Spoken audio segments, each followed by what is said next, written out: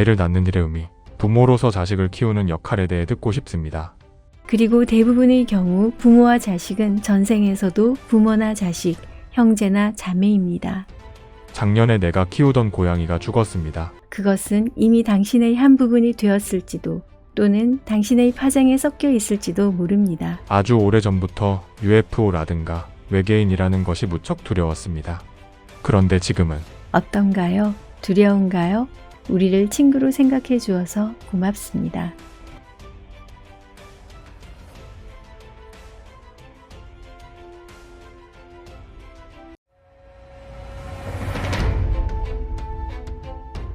아이를 낳는 일의 의미, 부모로서 자식을 키우는 역할에 대해 듣고 싶습니다. 먼저 중요한 사실을 알아야 합니다. 아이를 낳는 일을 포함해 모든 인간관계는 사전에 동의한 상태에서 이루어진다는 것입니다. 어떤 영혼이 자신을 통해서 태어나는 것은 이미 태어나기 전에 부모 자식 사이에 서로 동의한 일입니다. 당신이 육체를 갖고 태어나기 전에 텔레파시를 통해 그 일이 이루어집니다. 당신이 아이를 키우는 기본적인 역할은 다음과 같습니다. 두 사람에게는 강하게 연결된 부분이 있습니다. 두 사람은 거울이 되어 서로가 배울 것을 서로에게 보여줍니다. 부모는 아이가 앞으로 여러 가지 것을 스스로 개척해 나갈 수 있도록 안정된 분위기를 만들어줍니다. 두 사람의 동의는 선택에 의해 이루어집니다. 부모도 선택하고 아이도 선택합니다. 그리고 대부분의 경우 부모와 자식은 전생에서도 부모나 자식, 형제나 자매입니다. 많은 다른 방법으로 서로가 춤을 추듯이 교대로 역할을 맡습니다. 아이가 자신의 존재를 가장 잘 표현하도록 최상의 분위기를 창조하는 길은 부모가 먼저 진정한 자기 자신이 되는 일입니다. 당신이 먼저 100% 자기 자신이 되십시오. 그것이 아이에게 가장 잘 헌신할 수 있는 길입니다. 특히 이 시대에는 아이가 부모에게 많은 것을 가르칩니다. 어른도 아이들처럼 다양한 경험을 할 필요가 있다는 것을 배워야 합니다. 부모는 아이가 자신의 길을 찾아갈 때까지 적당히 방향을 잡아주기만 하면 됩니다. 그러면 아이 스스로 해나갈 수가 있습니다. 그리고 자신이 아이에게 텔레파시를 통해 어떤 것을 심어주고 있는가를 느껴야 합니다. 당신의 두려움은 언어로 표현하지 않아도 곧바로 아이에게 전달됩니다.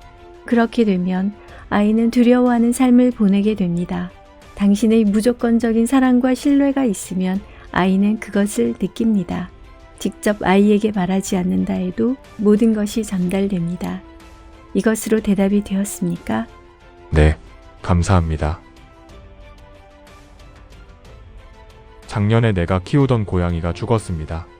죽은 고양이나 사람들을 언젠가 다시 만날 수가 있을까요?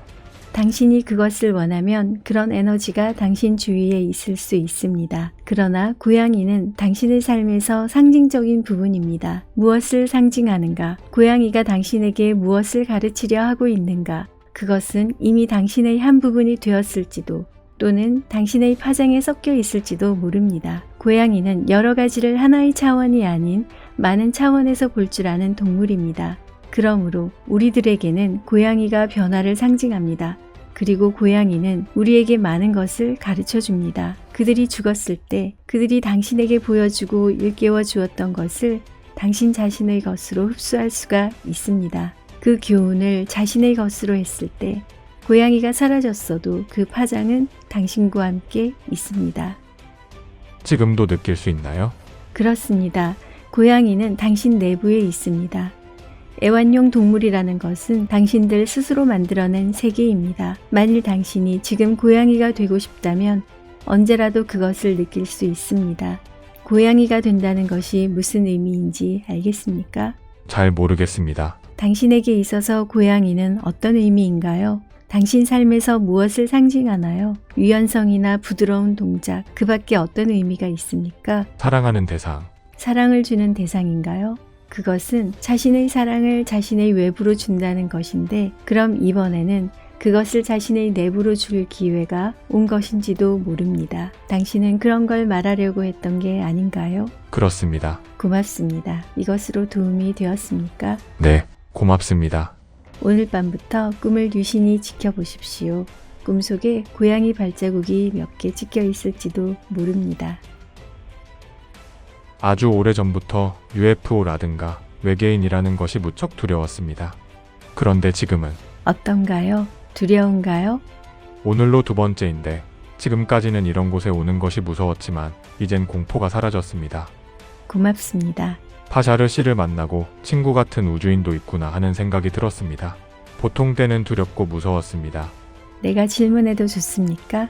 우리 입장에서 보면 당신들이 이상한 별의 외계인들인데 그렇다고 해서 내가 당신들을 두려워할 필요가 있습니까? 없습니다. 자, 그럼 내가 다른 별 사람이라고 해서 두려워할 필요가 있습니까? 그럴 필요가 없다는 것은 잘 알고 있지만 좋은 우주인과 나쁜 우주인을 구별할 수가 없어서 두려웠던 것 같습니다.